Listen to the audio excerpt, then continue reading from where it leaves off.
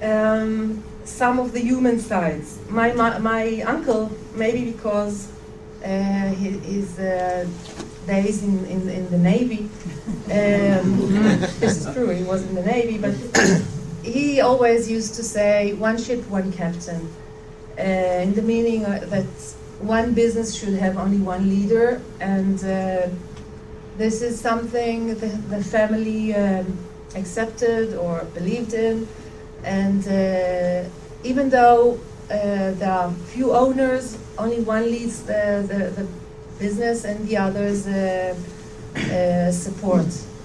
And another thing he used to say is the family should keep the business and not vice versa.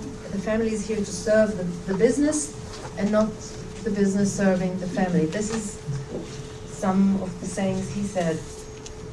And this part is more interesting, I know. Some rules have been set up, which is unique to our family. Some of the rules here, I believe, were the reason. Why do you laugh? Chief emotional. Okay, I'll come to it. But chief emotional officer is not my term. It's Wharton Business School. So it's not.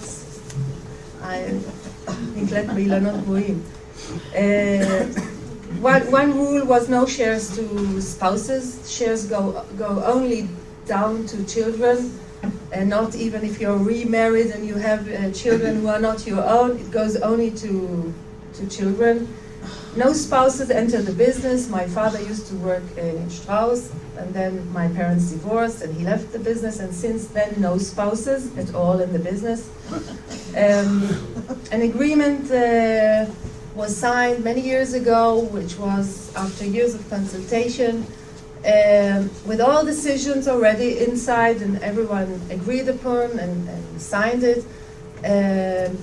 I mean, questions of when can somebody sell his shares, to whom, in what order, who will buy it, how will the assessment of the business will be done, how will the money be given.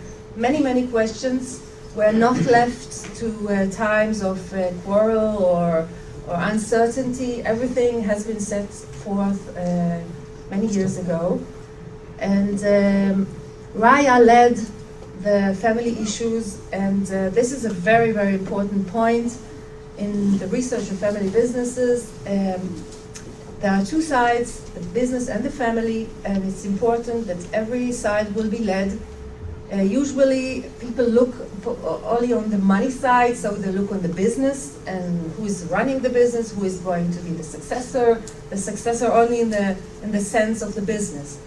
And many times the family issues are neglected, and because many times the founder's wife, she is the chief emotional officer usually. When she dies, the business collapses. It's not because of many times not because of the business leader, but because there is no leadership in the business side, in the family side.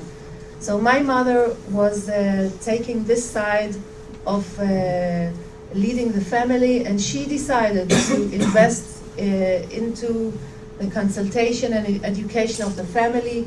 I attended a seminar in Canada, I think 13 or 14 years ago, about family businesses. The whole field of consultation to family businesses is only 20 years old, so it was really the early days, and we have received consultation since then. Keeping family traditions, I'll show you some things about Passover and Hanukkah, and in our family there was a very strong value of togetherness between Raya and Michael, which is unique. Two brothers really complementing each other and forgiving and doing and shouting and doing everything but staying together. And these are not just words, this is reality. I like this slide. Growing up in a family business, not all is bright and easy, because in a way this is the balance, because I thought up till now maybe everyone would want to be in a family business or to own a family business or to start a family business, so it has some costs. when you grow inside a family business, many decisions which later on go into the business start when you're very, very young. Someone can say, I want to run the business when he's 5, 10, 12, and this is a very young stage to have career decisions, to go in, to go out. Do you have the freedom of choice? Do you need to go? Are you expected to go inside the business? Are you forced to go into the business? Not easy questions. Even if you don't go into the business, which has 10,000 employees, everyone will think, well, if they didn't find a place for you in this huge business, maybe you are not worth going in. These are real questions. I had my own businesses after I left Strauss. It's not easy to go and ask for credit in the bank. They would say, go to your mother. I really mean it. It's not easy even to start and do something very small when around the dinner table you hear, we bought, we sold with millions of this and that, this factory, this company, and then you need to start do something very small scale. It's not trivial at all.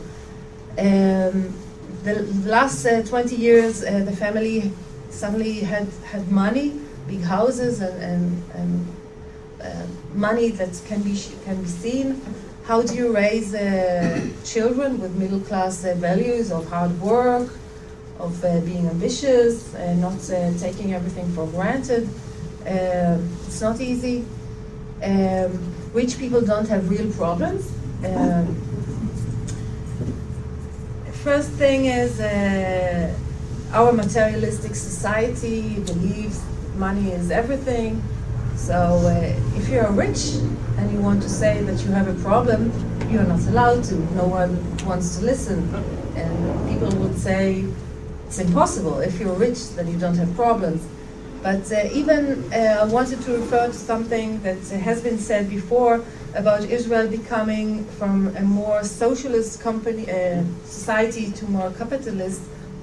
You need to understand there's a big cultural difference between a society like Israel and America. The American dream is that somebody will come from very low to very high, and people will admire him, and this is the American dream, and people want to join the one who is up there. When you come from a socialist background, and somebody goes up, you want to drag him to come down to be like everyone else. Equal. So to be equal. So this is something very basic.